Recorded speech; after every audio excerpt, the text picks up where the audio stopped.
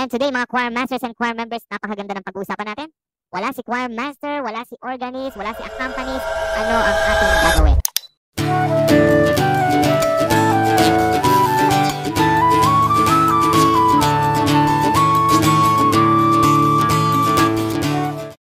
Good day, choir masters and choir members. Ray Santos again.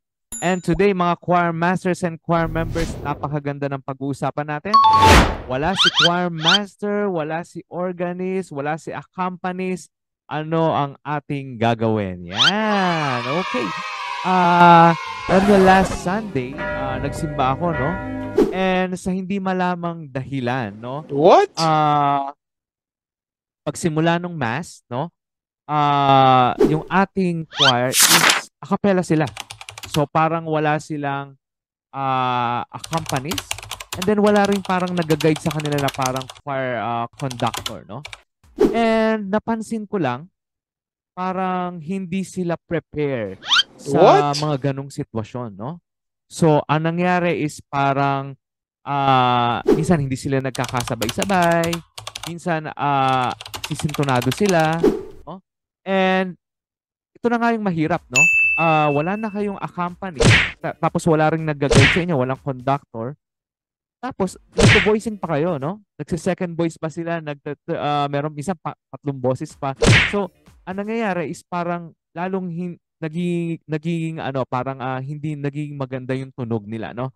So, now, bibigyan ko kayo ng konting tips lang, no? Or mga tips, no?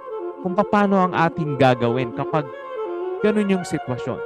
So, halimbawa, ayan na, biglang nangyari sa choir natin na parang wala kayong accompanista, tapos wala rin kayong choir conductor or anyone na pwedeng mag-guide sa inyo. Paano yung gagawin natin, no?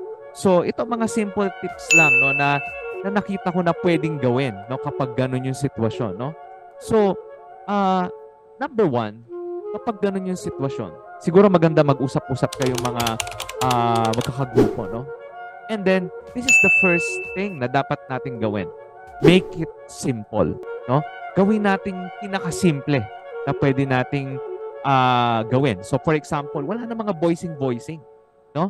Kasi, may mataas yung chance na ang mangyari is may masintonado, no? Especially kung yung inyong group is sabihin natin beginner, no? Mga beginners kayo doon, no?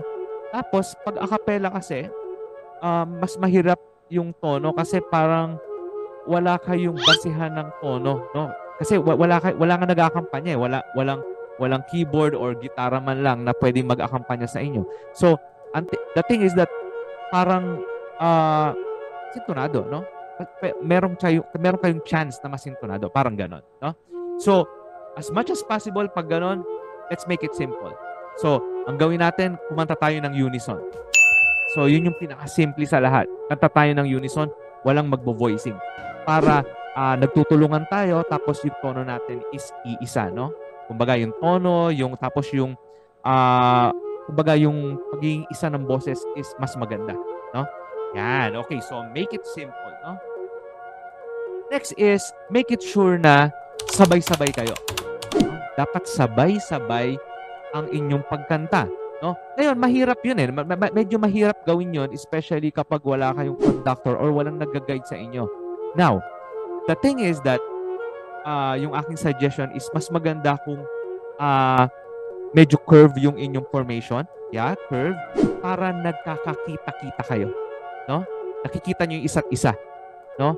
Ngayon, kapag nakikita nyo yung isa't isa, chances are, sabay-sabay kayo, no? Magkakasabay-sabay kayo kasi nakikita kayo eh, no? So, napakahalaga na magsabay-sabay. Mahirap din kumanta ng sabay-sabay kapag minsan wala kayong akampanista, no? Minsan may nauuna, minsan may nauhuli, no? So, very, very important na nagkakasabay-sabay kayo. Now, again, kapag a cappella nga or wala kayong akampanista, medyo mahirap siyang gawin.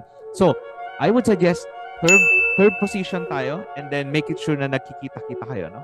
Lahat kayo, no, ng mga members para sabay-sabay yung inyong pagkanta. Yan. So, yan yung second natin. And then last is making sure na nasa tono tayo. Again, yan na nga yung mahirap, no? Kapag wala kayong accompanista, wala kayong basihan, no?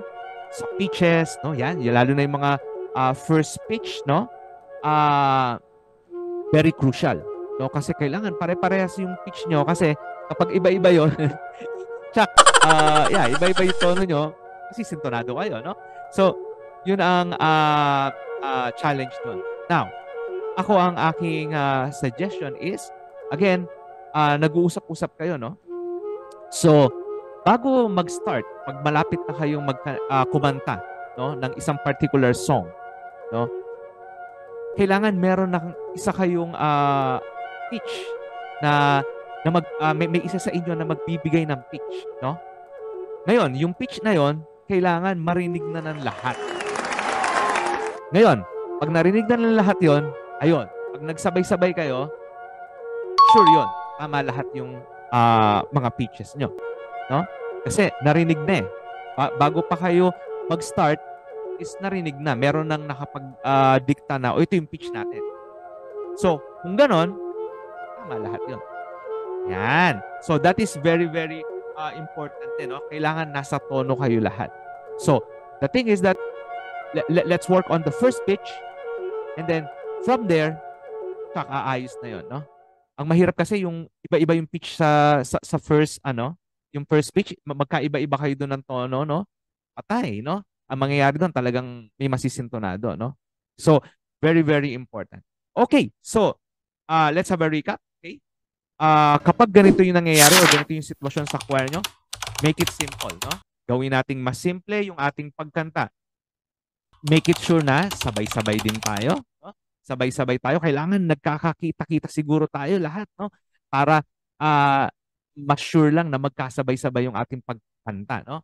And then, last one is kailangan nasa tono tayo. So, pag nasa tono naman tayo, yung first speech, very crucial.